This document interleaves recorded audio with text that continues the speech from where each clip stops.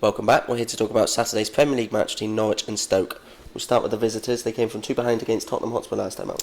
Yeah, it's an impressive result. They did the double over Spurs last season, so they obviously like playing them. And to go 2 down at White Hart Lane, disappointed, but the way they fought back, it was impressive. Opening day against Liverpool, they matched Liverpool in that game. They didn't really create enough in that one, but to get 2 goals late on here, 2 goals in the last sort of 12 minutes or so. The penalty that Arnautovic stuck away, a bit fortunate to get that, and then Juve gets the goal that gets the equaliser. Juve scored a lot of big goals for them last season. I remember the one he scored at Man City, that winner, brilliant goal for them, and he proved to be a key striker last year for them, scoring important goals for them. And they get goals from all over the place, Stoke, don't they? They don't have that one striker who's going to get you sort of 15, 20 goals a season, but they've got a lot of players who can score goals. They've got Bojan, coming back to fitness now, and Simon Shaqiri. You've got all these players who should be able to score goals for you. Crouch, he'll still have an impact off the bench, and they do look pretty good, Stoke, and it's a decent result for them. It was disappointing to lose on the opening day, but Spurs and Liverpool, that's 2 tough opening games, and a point from them's okay.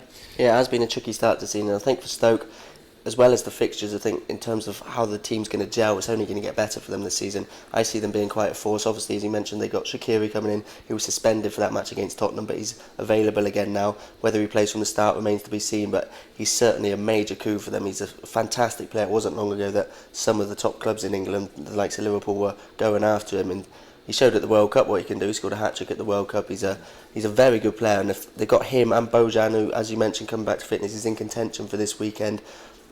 He's lacking a bit of match practice at the moment, so again, it would be a bit of a surprise if he's thrown straight into the starting lineup. But those two, the creative players, and then you've got the likes of Arnautovic as well. As you mentioned, Diouf, he can come up with something. He can get a big goal when needed. They've got a really good team shaping up, and I think as the season progresses, you're going to see them get stronger and stronger. Mark Hughes has done a really good job there, and I think the future is bright for them this season.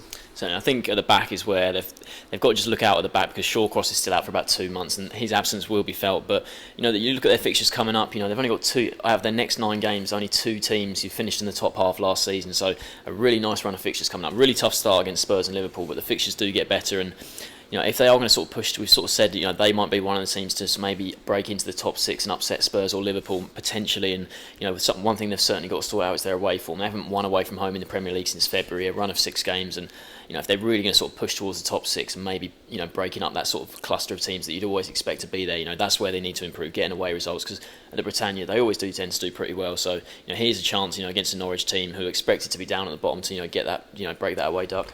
Yeah, Norwich, they're one team who hasn't had a problem away from home. Under Alex Neil, they're still unbeaten. They've done really well. Alex Neil's done a superb job, because they looked like missing out on the Championship playoffs last season, but they fought back into there, got their promotion.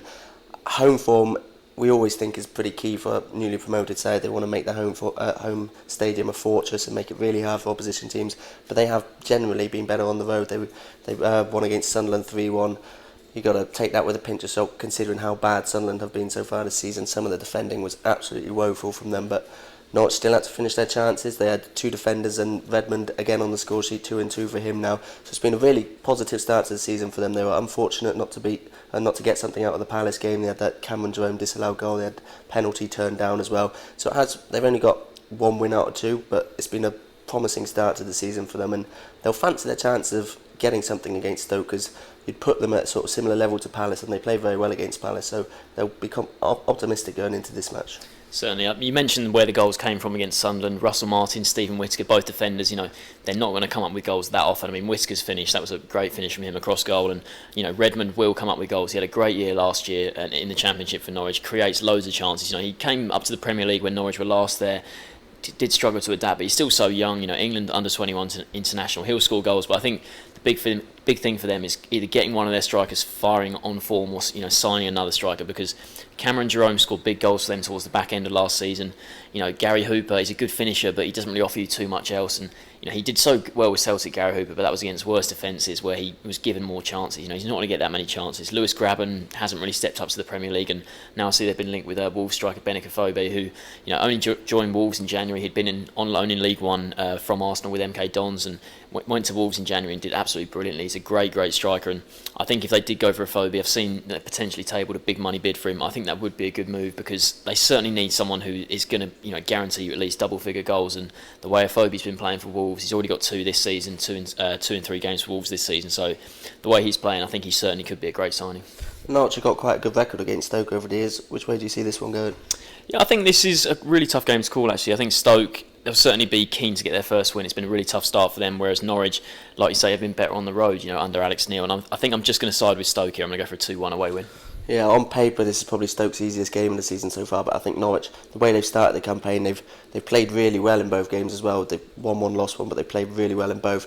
I think they might get something out of this one. I think I'm going to go for a 1-1 draw. So going for 1-0 Stoke victory and a draw. Thanks for joining us.